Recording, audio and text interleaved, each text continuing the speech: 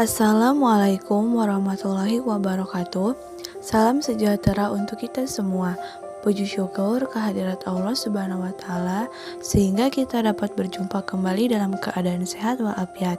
Yang kami hormati Bapak Dr. Andes Hamam selaku dosen psikologi konseling dan teman-teman yang kami sayangi. Izin memperkenalkan diri, kami dari kelompok 11 atas nama Airlangga dan saya selaku moderator Mutia, dan selanjutnya Lilian Anissa, Priska Piankatama, dan Nita Desriana. Pada kesempatan ini, kami akan mempresentasikan tentang kesiapan readiness dalam konseling.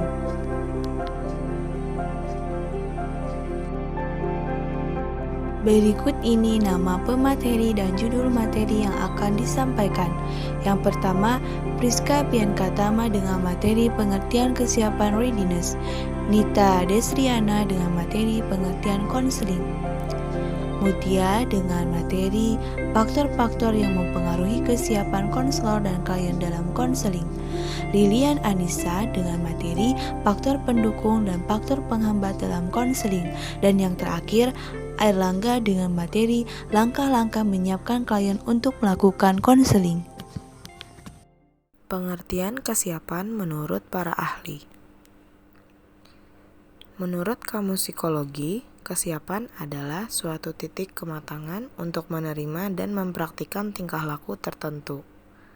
Menurut Slameto, kesiapan adalah keseluruhan kondisi seseorang yang membuatnya siap untuk memberikan respon atau jawaban dalam cara tertentu terhadap suatu situasi yang dilakukan.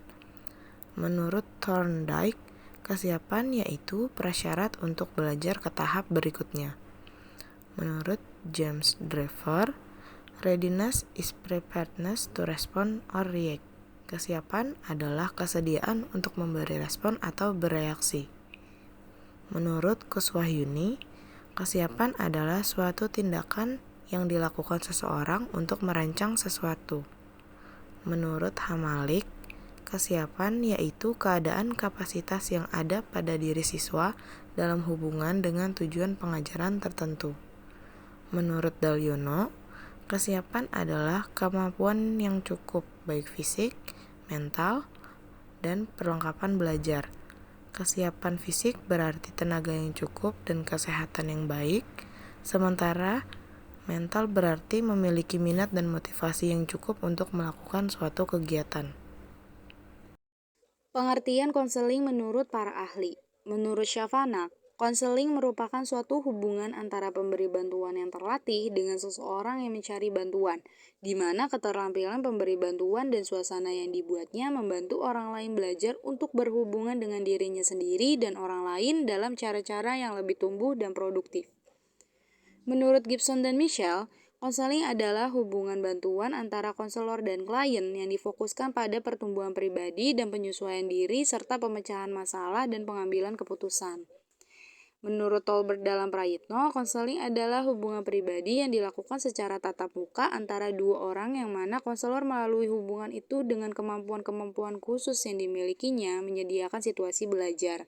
Menurut Winkel, konseling sebagai serangkaian kegiatan paling pokok dari bimbingan dalam usaha membantu klien secara tatap muka dengan tujuan agar klien dapat mengambil tanggung jawab sendiri terhadap berbagai persoalan atau masalah khusus.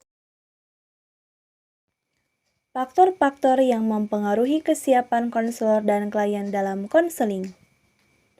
Faktor klien dalam mengikuti proses konseling.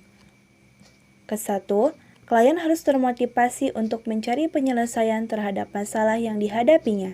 Kedua, klien harus mempunyai tanggung jawab untuk melaksanakan apa yang diputuskan dalam proses konseling. Ketiga, klien harus mempunyai keberanian dan kemampuan untuk mengungkapkan pikiran dan perasaannya serta masalah yang dihadapinya. Faktor konselor dalam melakukan proses konseling. Ke-1, keadaan awal yaitu keadaan sebelum hubungan antara konselor dan konseling berlangsung. Kedua, persyaratan-persyaratan di luar proses konseling yang mendukung dalam komunikasi antara konselor dan klien selama proses konseling. Ketiga, persyaratan-persyaratan yang berkaitan langsung dengan komunikasi antara konselor dan klien. Faktor pendukung dalam melakukan konseling. Yang pertama, motivasi klien untuk memperoleh bantuan dari konselor mengenai permasalahannya.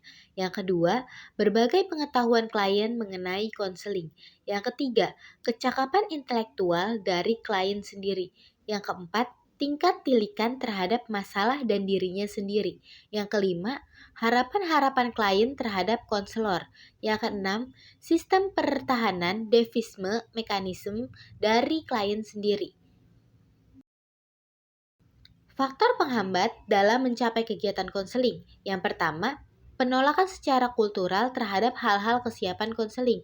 Yang kedua, situasi fisik dalam konseling seperti kondisi klien, kondisi lingkungan, dari ruangan konseling, dan hal-hal bersifat fisik lainnya. Yang ketiga, pengalaman pertama dalam konseling yang tidak menyenangkan. Hal ini akan mempengaruhi persepsi klien terhadap konseling. Yang keempat, kurangnya pengertian terhadap konseling.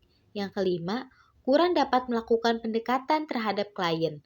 Yang keenam, di dalam sebuah lembaga kurang terdapat iklim penerimaan terhadap konseling. Langkah-langkah menyiapkan klien untuk melakukan konseling. 1. Menanyakan kepada klien bahwa siapa yang menyuruh klien tersebut datang kepada konselor. 2. Memberi alasan mengapa klien diminta datang menghadap konselor. Ketiga, mengemukakan kepada klien tentang hal-hal yang dapat diberikan oleh seorang konselor kepada klien selama proses konseling. Keempat, mengajak klien untuk mengemukakan perasaan yang dialaminya dalam suasana saat ini. Kelima, menekankan bahwa klien bebas memilih untuk tetap berada di tempat itu bersama konselor. Dan yang terakhir, keenam, menyarankan bahwa jika klien tersebut menolak konselor sebagai seseorang yang dapat membantu klien tersebut, ada sumber-sumber orang-orang lain dapat diminta bantuannya untuk mengatasi masalah yang dihadapi klien. Demikian presentasi dari kami. Semoga teman-teman dapat memahaminya. Mohon maaf apabila presentasi kami ada kesalahan dan kekurangannya. Jika ada yang mau bertanya, silahkan ketik di kolom komentar atau chat di WA Group. Terima kasih atas perhatiannya. Kami akhiri. Wassalamualaikum warahmatullahi wabarakatuh.